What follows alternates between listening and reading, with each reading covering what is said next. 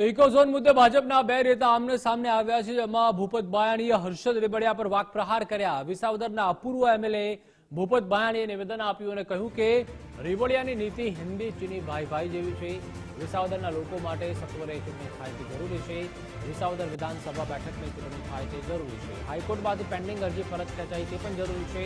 અગાઉ ઇકોઝોનના વિરોધમાં ખેડૂતોનું યોજાયું હતું સંમેલન। તો પૂર્વ એમએલએ હર્ષદ રેબડિયા ખેડૂતોના સંમેલનમાં જોડાયા હતા। સંમેલનમાં રેબડિયાએ ઇકોઝોનમાં અન્યાયની વાત કરી। મને રાજનીતિમાં રસ નથી, ખેડૂતોના કામમાં છે તેવું રેબડિયાએ।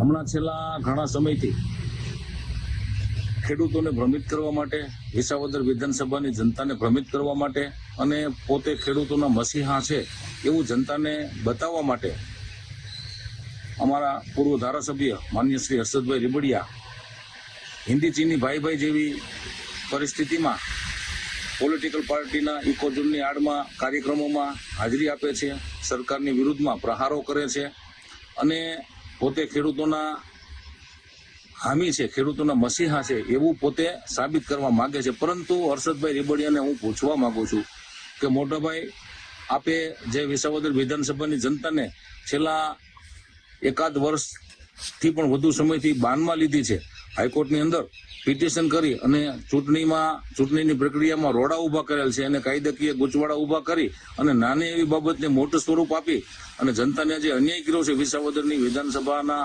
વિસ્તારને જે અન્યાય કર્યો છે એનો જવાબ આપે આપવો જોઈએ। અને આપ કોઈ પણ પોલિટિકલ પાર્ટીના કાર્યક્રમોમાં હાજરી આપો છો અને ખેડૂતોના નેતા છો, તો ખરેખર જો ખેડૂતોની ચિંતા આપને હોય તો આપે વિસાવદરની જનતાનું પણ જોવું જોઈએ અને વિસ્તારનું પણ જોવું જોઈએ। તો મારી વિનંતી છે કે આપે ખરેખર જો ખેડૂતની ચિંતા હોય, જનતાની ચિંતા હોય તો પિટિશન પરત ખેંચી અને ચૂંટણીની પ્રક્રિયાનો માર્ગ મોકળો કરવો જોઈએ।